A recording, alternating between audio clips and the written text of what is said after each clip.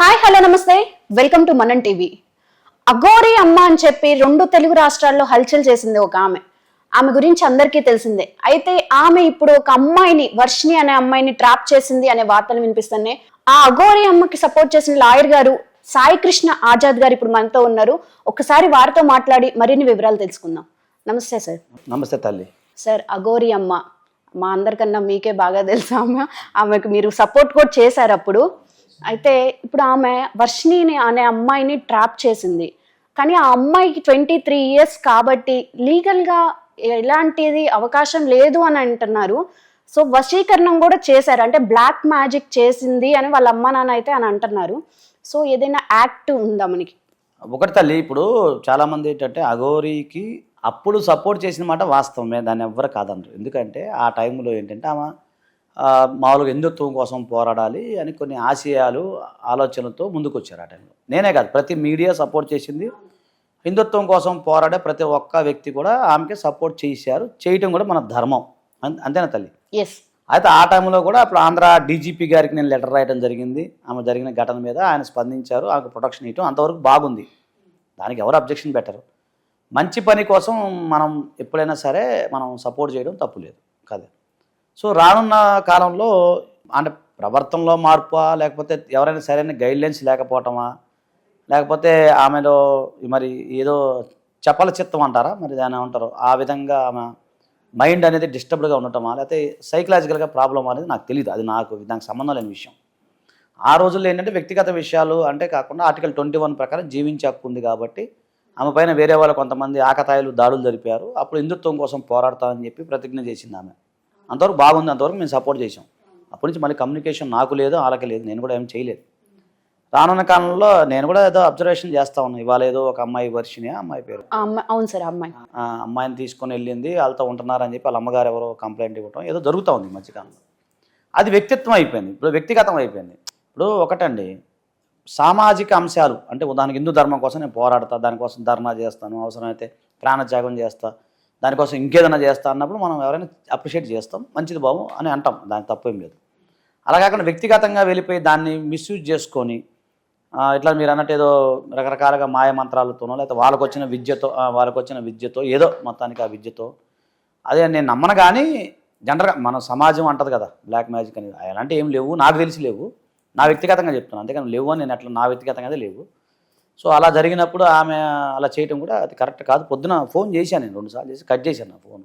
Okay, మళ్ళీ ఒకసారి ఇప్పుడు ట్రై చేస్తారా?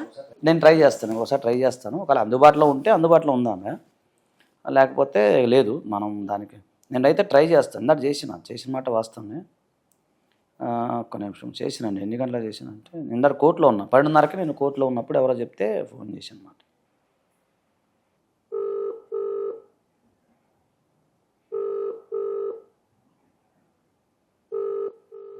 ఫోన్ ఎత్తట్లేదండి.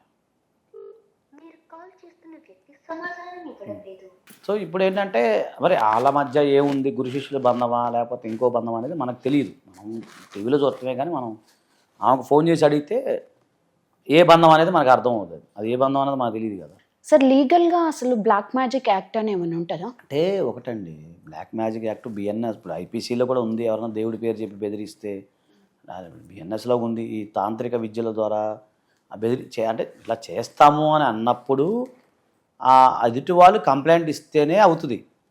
ఇప్పుడు ఇక్కడ వర్షిణి ఆమె కంప్లైంట్ ఇవ్వాలి, అంతే. వాళ్ళ అమ్మగారు వాళ్ళు కాదు కదా. ఇంకొకటి ఆమె మేజర్ కదా, 23 సంవత్సరాల అమ్మాయి కదా. సో 23 అమ్మాయి అనేది మేజర్ అయింది కాబట్టి ఆమె ఎక్కడైనా ఎవరితోనైనా ఉండొచ్చు. దానికి ఎవరు అబ్జెక్షన్ చెప్తానికి లేదు కదా. లీగల్గా ఆమెకున్న రైట్. అంటే నేను అమ్మాయి వర్షిణి గురించి మాట్లాడుతున్నాను. సో ఆమె అఘోరితో ఉంటుందా, ఇంకొకరితో ఉంటుందా అనేది మనకు సంబంధం లేని విషయం. కానీ ఆమెకు రాజ్యాంగం కల్పించిన హక్కు ఏంటంటే ఎవరితోనైనా ఉండొచ్చు ఈ రోజు. ఇప్పుడు వాళ్ళ తల్లి తండ్రి లీగల్గా ఎటువంటి ప్రొసీజర్ తీసుకోలేరు. ఎస్, అంటే లీగల్గా ఎలాంటి ప్రొసీజర్ తీసుకోలేరు.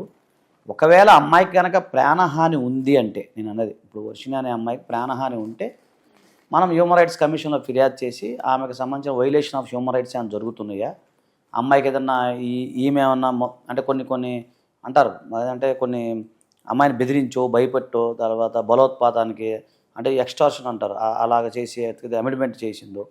సో ఇలాంటిది చేసిందా అనేది మన దగ్గర ఎవిడెన్స్ ఉంటే వాళ్ళ అమ్మ నాన్న అప్రోచ్ అయితే కోర్టులో మనం పిటిషన్ ఫైల్ చేసుకోవచ్చు, ఇబ్బంది ఏం లేదు. ఓకే, హ్యూమన్ రైట్స్కి వెళ్ళొచ్చు.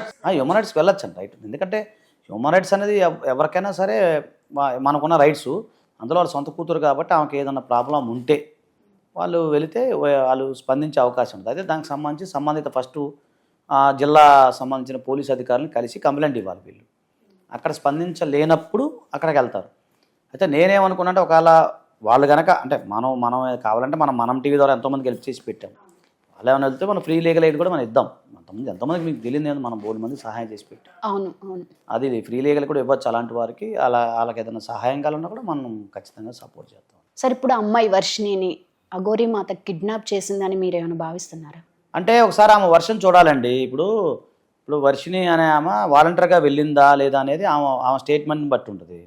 ఆమె స్టేట్మెంట్ని బట్టి ఉంది అంటే ఇప్పుడు వర్షిణి అనే ఆమె కనపడతా ఉంది కాబట్టి మనం ఏం చేయలేం. ఒకవేళ వర్షిణి కనపడలేదు అనుకోండి, గాయపడిపోయింది, ఆమె ఎక్కడో తెలియదు అన్నప్పుడు ఆ తల్లిదండ్రులకు ఉన్న ఒకటే ఒక ఆప్షన్ ఏంటంటే మిస్సింగ్ కేసు పెట్టాలి ఫస్ట్. మిస్సింగ్ కేసులో కూడా ఆమె వేరే అబౌట్స్ తెలియలేదు అనుకోండి, తెలియనప్పుడు హెబియస్ కార్పస్ అని హైకోర్టులో రిట్ ఫైల్ చేసుకోవచ్చు. ఇప్పుడు వర్షిణి మనకు కనపడకుండా వెళ్ళిపోయింది, ఆమె ఎక్కడుందో మీకు తెలియదు నాకు తెలియదు అనుకుందాం మాటర్స్కి. ఉన్నప్పుడు ఆమె హెబియస్ కార్పస్ పిటిషన్ అనేది మనం మూవ్ చేస్తూ హెబియస్ కార్పస్ పిటిషన్ని మనం ఫైల్ చేసుకొని అప్పుడు ఆటోమేటిక్గా ఆ హెబియస్ కార్పస్ ఏదైతే ఉందో అప్పుడు వేసినప్పుడు కోర్టు వారు పరిశీలించి ఆ అమ్మాయి ఎక్కడుందో విచారణ చేపట్టి కోర్టుకు తీసుకొచ్చే అవకాశం ఉంటుంది. కాబట్టి ఇప్పుడున్న పరిస్థితులు ఆమె చెప్తా ఉంది కదా, ఆమె వేరే బోర్డ్స్ ఎక్కడున్నాయి ఏంటి నేను ఇక్కడ ఉన్నానని చెప్తా ఉంది కాబట్టి ఆ అవకాశం అయితే లేదు. మరి భవిష్యత్తులో ఒకవేళ కనుక వర్షిణి కనుక కనపడకుండా ఉంటే అప్పుడు ఫైల్ చేసుకోవచ్చు, ఇబ్బంది. ఓకే, అప్పుడు మీరు అఘోరాకి సపోర్ట్ చేశారు. ఇప్పుడు గినక అఘోరా నాకేమైనా మీ నుండి సపోర్ట్ కావాలంటే చేస్తారా? అంటే నేను వర్షం చూడాలి కదండి, చేస్తామంటే న్యాయంగా ఉంటే చేస్తాం. ఇప్పుడు ఇప్పుడు అఘోరా 3 సార్లు చేసినప్పుడు ఇప్పుడు చేసాం కదా, మీ ముందు చేసి పొద్దున కూడా చేశా. అంటే నాకు ఎవరన్నా ఆమె ఏదైనా చేస్తే నాకు ఫోన్లు వస్తాయి, ఆమె అఘోరా ఏదో ఇట్లా అంటుందని. కానీ అంటే నేను ఫోన్ చేసి నాకు తెలియదు కదా, నేను కోర్టులో ఉన్నాను. అడవుడిగా మళ్ళీ ఫోన్ చేసి ఏం జరిగిందో నాకు తెలియదు కదా, చేసి అత్తలు కట్ చేశారు 2 సార్లు. మన నైట్ కానీ మాట్లాడతారేమో, ఒకవేళ ఫోన్ చేసి నాకు చెప్తే ఆ కన్క్లూజన్ ఏదైనా వస్తే ఒకవేళ ఎవరిది న్యాయం ఉంది ఎవరికి సపోర్ట్ చేయాలనుకున్నప్పుడు అప్పుడు నేను నిర్ణయం తీసుకున్నా తప్ప ఇప్పుడు అఘోరి అనే ఆమె అన్యాయం జరుగుతుంది అన్యాయం చేస్తుందంటే నేను ఎప్పుడు అన్యాయంకి సపోర్ట్ చేయను. ఇప్పుడు మీకు తెలియదు, ఆజాద్ అనే వ్యక్తి న్యాయం కోసం పోరాడతాం. ఆ రోజు కూడా ఆమె న్యాయం కోసం పోరాడింది కాబట్టి సపోర్ట్ చేశాం. ఇప్పుడు ఆమె అన్యాయం కోసం పోరాడి సపోర్ట్ చేయమంటే ఎట్లా చేస్తాం, చేయం కదా. అప్పుడు ఒకవేళ వర్షిణి తల్లిదండ్రులు వచ్చి అయ్యా ఇట్లా జరిగిందంటే ఖచ్చితంగా ఆలపక్షం న్యాయం ఉంటే ఖచ్చితంగా పోరాడదాం. వర్షం చూసి మీరు అంతే కదా, ఎక్కడైనా అంతే కదా.